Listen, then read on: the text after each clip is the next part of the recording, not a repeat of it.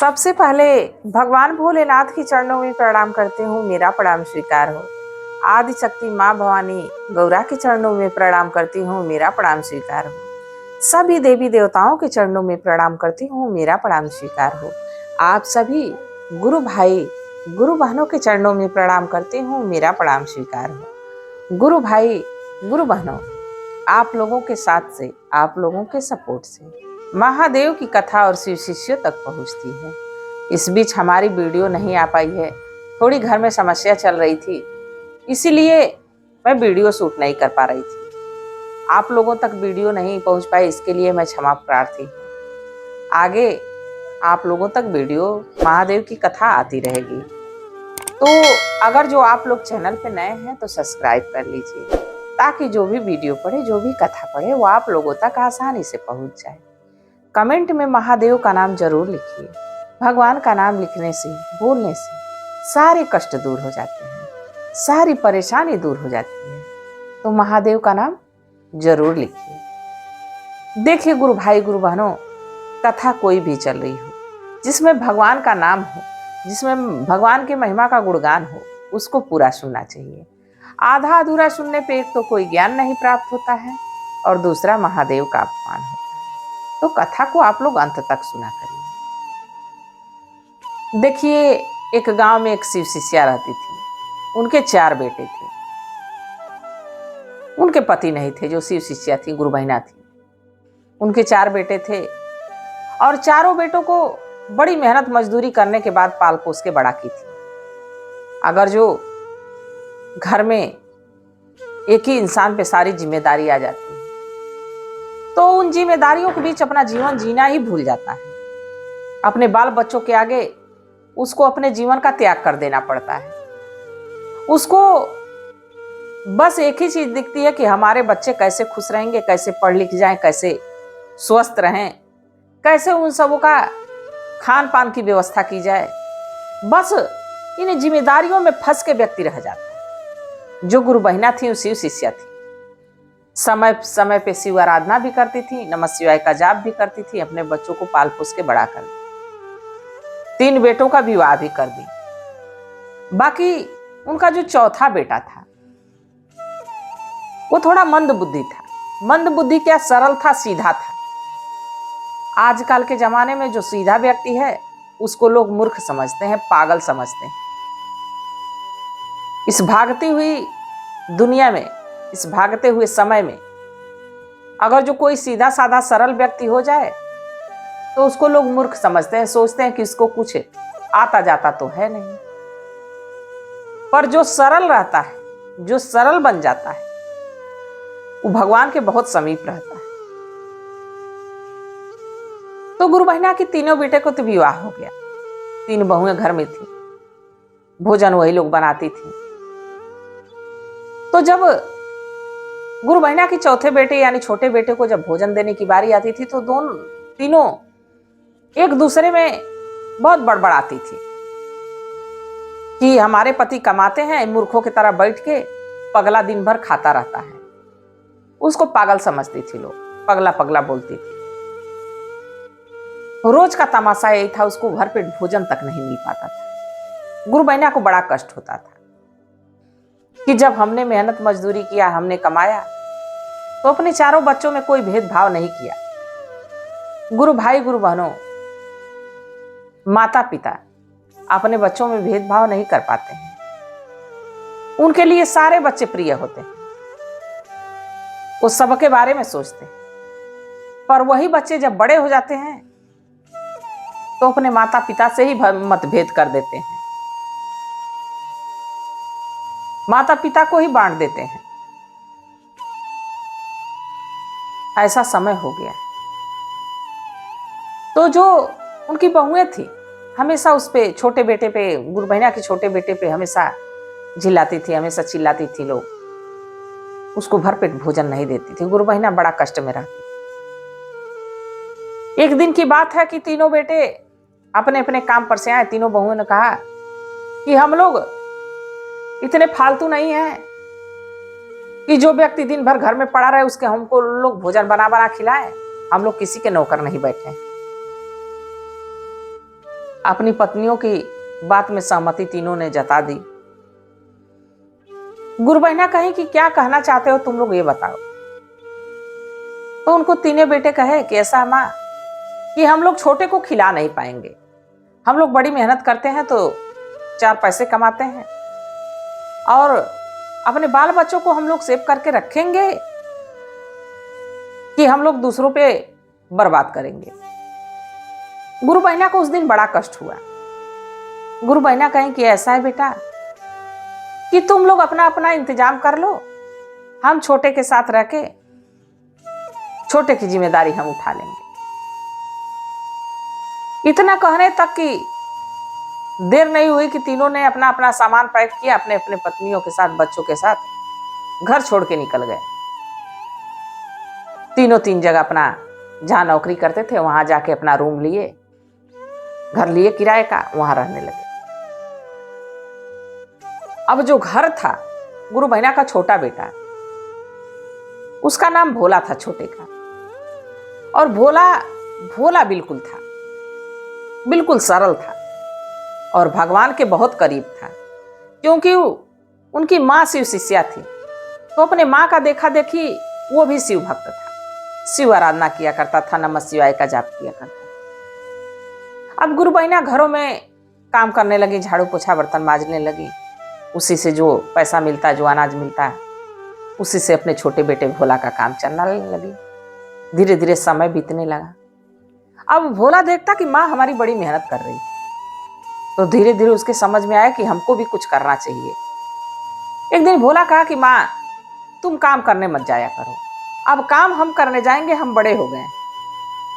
गुरु बहना बड़ा प्रसन्न हुई कि कम से कम हमारे बेटे को जिम्मेदारी तो समझ में। सब महादेव की कृपा है। अब भोला उस दिन से काम पे जाने लगा, मेहनत मजदूरी। बाकी तो देखिए, जो व्यक्ति सीधा रहता है उसको लोग ठगने में कोई कमी नहीं छोड़ते हैं, जहां मौका पाए नहीं कि उसको ठग दिए। बाकी ये नहीं जानते हैं कि हम उसके मेहनत की कमाई उसको नहीं दे रहे हैं, उसको ठग रहे हैं, तो ये कहीं ना कहीं हम भर देंगे। ये लोग नहीं सोचते हैं, बस ये सोचते हैं कि हमने तो उसका पैसा मार लिया, हमने तो उसकी मजदूरी मार ली। वो आपका काम करते समय ये तो नहीं सोचा कि हम इनका काम आधा अधूरा करेंगे। वो तो आपका काम पूरा किया तो उसको पैसा भी पूरा मिलना चाहिए, उसकी मजदूरी पूरी मिलनी चाहिए। पर कुछ लोगों की सोच ऐसी होती है कि मजदूरों को मजदूरी देने में भी परेशानी होती है। भोला कहीं काम करने जाता, दिन भर काम करता तो उसको आधे दिन की मजदूरी मिलती। बाकी भोला उसी में प्रसन्न रहता, घर लेके आता, माँ ये हमारी आज की कमाई, माँ के हाथों में देता था। अब धीरे धीरे माँ बेटों का तो दोनों का समय बहुत अच्छा गुजरने लगा, और उधर 3 बेटे अपना अपना परिवार लेके बड़े परेशानी में जीवन जीने लगे। किसी की नौकरी छूट गई, किसी का बच्चा बीमार हो गया, किसी की पत्नी बीमार हो गई, तीनों समस्याओं से जूझ रहे हैं। इधर देखिए भोला धीरे धीरे अपना काम काज करता रहा। एक दिन गया एक जमींदार साहब के यहां मजदूरी पे, तो जो जमींदार जी थे वो बड़े नेक विचार के थे। भोला उस दिन मजदूरी किया तो उसको मजदूरी में वो 20 रुपए दिए। भोला बड़ा प्रसन्न हुआ कि आज लग रहा है कि मैंने ज्यादा मेहनत की, क्योंकि रोज 1-2 रुपये मिलते थे, आज लग रहा है कि हमने ज्यादा मेहनत की। सेठ जी हमको 20 रुपए दिए। अब लेके जैसे लग रहा था कि 20 रुपए नहीं 20 लाख रुपए पा गया हूं। बड़ा प्रसन्न होते घर पहुंचा, माँ से कहा माँ आज बहुत ज्यादा पैसा पाया हूं, आज 20 रुपए पाया हूं। आज मैं बाजार से भगवान के लिए भोग लगाने के लिए लड्डू लेके आऊंगा। तो गुरु बहना बड़ा प्रसन्न हुई कि पहली बार हमारा भोला इतना उछल कूद रहा है, इतना इसके चेहरे पे मुस्कान है। गुरु बहना कही कि ठीक है बेटा, जाओ बाजार से कुछ साग सब्जी लेके आना, कुछ राशन पानी भी लेते आना, और भगवान के लिए लड्डू भी लेते आना। भोला चल दिया, बड़े मगन में चल रहा था। कुछ दूर पहुंचा तब तक उसको एक बूढ़ी मैया मिल गई। बूढ़ी मैया कहीं बेटा कहाँ जा रहे हो? बोला कहा मैया मैं तो बाजार जा रहा हूं। बूढ़ी मैया पूछी कि क्या करने? कहा मैया घर के लिए साग सब्जी लाना है, राशन पानी लाना है, और आज हमको कमाई में 20 रुपए मिले हैं। आज हम अपने भगवान के लिए लड्डू लाएंगे भोग लगाने के लिए। बूढ़ी मैया कहीं बेटा हम तो 4 दिनों से भूखे हैं, अगर जो हमारे लिए भी कुछ ला देते तो बड़ा उपकार होता। कहा हाँ बूढ़ी मैया आपके लिए भी ले आएंगे, आप चिंतित ना हो, बस हमको बाजार जाने दीजिए। भोला वहां से गया बाजार। अब उसको सारा काम भूल गया, बूढ़ी मैया का काम याद रहा। बूढ़ी मैया 4 दिनों से भूखी हैं, क्या करूं क्या खरीदूं, उनके तो दांत भी नहीं है, कैसे क्या खरीद के ले जाऊं कि वो खाएंगे कि उनका पेट भर जाए। तब तक उसकी नजर केले पे पड़ी। केला के समीप गया, पूछा दुकान वाले से भैया केला कैसे रुपए दर्जन? तो केला वाला कहा कि 20 रुपए दर्जन है। अब भोला असमंजस में कि साग सब्जी लूं कि भगवान के लिए लड्डू लूं कि बूढ़ी मैया के लिए केला लूं, क्या करूं? अब उसकी समझ में नहीं आ रहा था कि चलो 4 केले ले लेते हैं और साग सब्जी ले लेते हैं, भगवान के लिए भी कुछ ले लेते हैं। नहीं, उसका ध्यान बस यही था कि अब मैं क्या करूं, ये तो 20 रुपया दर्जन है, 1 दर्जन केला ही मिलेगा। तो कहा कि भगवान तो थोड़ा इंतजार भी कर लेंगे, और साग सब्जी नहीं रही तो हम लोग नमक रोटी भी खा लेंगे, पर बूढ़ी मैया 4 दिन से भूखी है, अगर जो उसको कुछ नहीं मिलता है तो वो मर जाएगी। तो इसलिए भोला क्या किया कि उसके 20 के 20 रुपए का केला खरीद लिया। केला खरीद के बाजार से मगन होते बूढ़ी मैया के पास पहुंचा। मैया हमने ये केला खरीद के लाया है, सोचा है पका पका है, तुम्हारे दांत भी नहीं है, खा लोगी तो पेट भर जाएगा। बूढ़ी मैया पूछी कि साग सब्जी राशन पानी तो लिए नहीं? कहा मैया जाने दो, भगवान थोड़ा इंतजार कर लेंगे, और जहां तक साग सब्जी की बात रही तो हम लोग रोज तो नमक रोटी ही खाते हैं, आज भी खा लेंगे, इसमें चिंता कौन सी बात है। बूढ़ी मैया उसके इस विचार से बड़ा प्रसन्न। कहीं बेटा तुमसे एक बात कहनी है। तो लड़का कहा कहिए। बूढ़ी मैया कहीं कि देखो, जब अपने माँ के पास जाना तो कहना कि आप शिव शिष्या हैं, शिव चर्चा में जाती हैं, तो सिर्फ भगवान का नाम लेती हैं, मैया का नाम क्यों नहीं लेती हैं? मैया के नाम का जयकारा क्यों नहीं होता? मैया की कथा क्यों नहीं होती है? ये बात जरूर बता देना। भोला कहा कि ठीक है। अब भोला बेचारा भोला भाला व्यक्ति घर पहुंचा। घर पहुंचते पहुंचते उसको ये बात भूल गई। अब गुरु बहना पूछ रही है बेटा तुम साग सब्जी कुछ ले नहीं आया, राशन पानी? कहा मैया क्या करूं, 20 रुपया था, रास्ते में एक बूढ़ी मैया बड़ी भूखी हुई थी, मैंने उसको केला खरीद के दे दिया। भगवान किसी और दिन लड्डू खा लेंगे, भगवान इंतजार कर सकते हैं, भगवान मरते नहीं हैं, और वो तो बूढ़ी माँ मर जाएगी, इसलिए मैं केला उसको खरीद के खिला दिया। गुरु बहना कहीं कि हमारा बेटा सच में बहुत सीधा है। अब 1 दिन बीता, 2 दिन बीता, 3 दिन बीता। एक दिन भोला सोया और सोया ही रह गया। सुबह में गुरु बहना उठी तो देखी कि भोला सोया है। भोला के पास गई, भोला को जगा रही है तो भोला जगी नहीं रहा, क्योंकि भोला इस दुनिया में ही नहीं था, मर चुका था। अब गुरु बहना रोए जा रही कि हमारे आंखों का एक ही तो तारा था, हमारे पास रहने के लिए एक ही तो हमारा बेटा था, हमारे बेटे तो बांट के और यहां से चले गए। अब किसके सहारे मैं जीऊंगा? हे भगवान, ऐसा अनर्थ कैसे कर दिए? हमसे कौन सा ऐसा पाप हो गया था कि हमारे बेटे को हमसे पहले, हम कहां तक इसके कांधे पे चढ़ के जाते, यही हमारे कांधे पे चढ़ गया। हे प्रभु, कैसा ये समय चल रहा है, इतनी बड़ी विपत्ति आपने हमको क्यों डाली? अब गुरु बहना यही कह कह के विलाप कर रही हैं, रो रही हैं। गांव वाले आस पड़ोस के जुटे।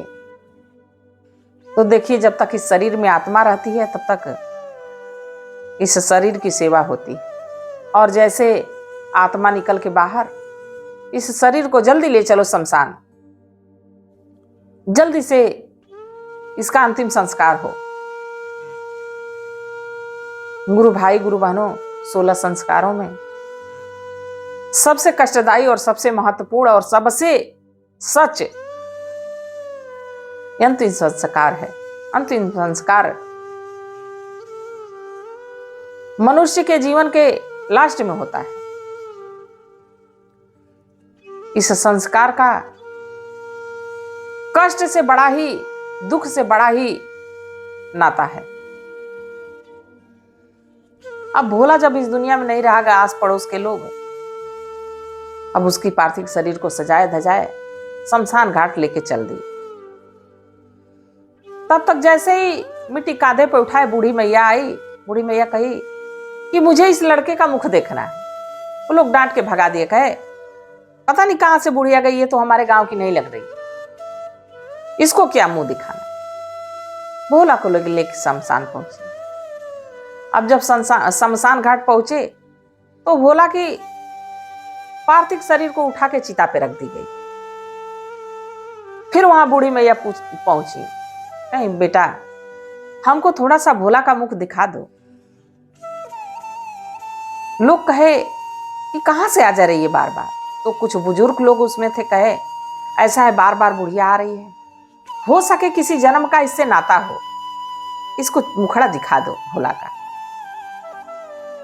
अब कुछ लोग गए, भोला का मुंह खोल के बूढ़ी मैया को कहे कि मैया देख लो। बूढ़ी मैया भोला के कान में जाके कहीं बेटा हमने कुछ कहा था तुमसे, मां से कहा नहीं। इतनी बात सुनते सुनते भोला उठ के बैठ गया।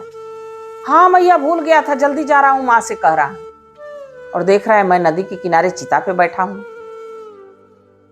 लोग देख रहे हैं कि भोला उठ के बैठ गया, भागा दौड़ी मच गई, ये तो प्रेत है। सारे लोग भाग खड़े हुए। भोला उठा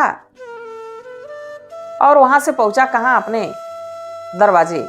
बूढ़ी मैया देखी तो सोची कि लग रहा है मैं स्वप्न देख रही हूं, बेटे के वियोग में, बेटे के दुख में मुझे लग रहा है भोला परछाई रूप में दिख रहा है। भोला कह रहा है मां, फिर भी ध्यान नहीं दे रही गुरु बहना। फिर भोला कहा मां मैं मरा नहीं हूं, मैं जीवित हूं,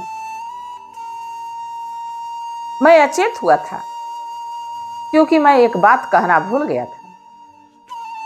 गुरु बहना कहीं कि क्या कहना चाहते हो बेटा। कहा कि मां तुम शिव चर्चा में जाती हो तो सिर्फ भगवान के नाम का गुणगान करती हो, मैया रानी का तुम गुणगान नहीं करती हो। शिव के बिना शक्ति अधूरी और शक्ति के बिना शिव अधूरे। गुरु बहना दौड़ के अपने बेटे को पकड़ी कि आज हमारा बेटा इतना ज्ञानी हो गया है कि ये बात बता रहा है कि शिव के बिना शक्ति अधूरी और शक्ति के बिना शिव अधूरे। गले से लगा के भोला को पकड़ के लगी रोने। चारों तरफ भोला की जय जयकार होने लगी। तो देखिए गुरु भाई गुरु बहनों, जिसका कोई सहारा नहीं रहता उसके भगवान सहारा बनते हैं। आखिर भोला को भी ज्ञान आया ना, भोला भी कमाना शुरू किया ना। लोगों ने उसको निकम्मा समझ लिया, नाकारा समझ लिया, पर यह नहीं जाना कि वो भगवान के कितने समीप है, मैया रानी के कितने समीप है। अब ये बात चारों दिशाओं में फैलने लगी। भोला को माता रानी दर्शन दिए हैं भोला को। अब भोला से मिलने के लिए श्रद्धालुओं का तांता लग गया। कोई कुछ भेंट चढ़ाता, कोई कुछ भेंट देता, कोई कुछ। धीरे धीरे भोला संपन्न हो गया। कोठा अटारी गाड़ी बंगला सब कुछ हो गया। भोला के नाम की चर्चा होने लगी। अब ये बात गुरु बहना के तीनों बेटों को पता चली। अब किसी की नौकरी छूट गई, किसी का कुछ हो गया, तीनों तबाह। तीनों पहुंचे अपने माँ के पास, भैया हमें क्षमा कर दो, हमसे बहुत बड़ी भूल हो गई, हम लोग तुम्हें छोड़ के चले गए, हम लोग के जीवन में कष्ट ही कष्ट। बूढ़ी मैया कही कि हम तो क्षमा कर देंगे, पर क्या भोला क्षमा करेगा? तब तक भोला कहा कि हुआ क्या है, हमारे भाई हमारे पास आ गए, अब इससे बड़ी बात क्या है, हम सब साथ में मिलकर रहेंगे, इसके बाल बच्चे ही तो हमारे बच्चे हैं। तो देखिए, दुख देने से ज्यादा दुख सहने वाला महान होता है। और भोला का नाम ऊंचा हुआ। तो गुरु भाई गुरु बहनों, भगवान के बंदों को कोई परेशान नहीं कर सकता। हाँ, दुख थोड़ा आ सकता है, कष्ट थोड़ा आ सकता है, पर उसको सहने की शक्ति भगवान उसे जरूर देते हैं। तो गुरु भाई गुरु बहनों, आप लोगों को कथा कैसी लगी जरूर बताइएगा। मैं भी महादेव से प्रार्थना करती हूँ कि हे भोलेनाथ, हे शिव गुरु, जो इस कथा को देख रहा है, सुन रहा है, सब पे अपनी दया दृष्टि बनाए रखें, इसी कामना के साथ। हर हर महादेव।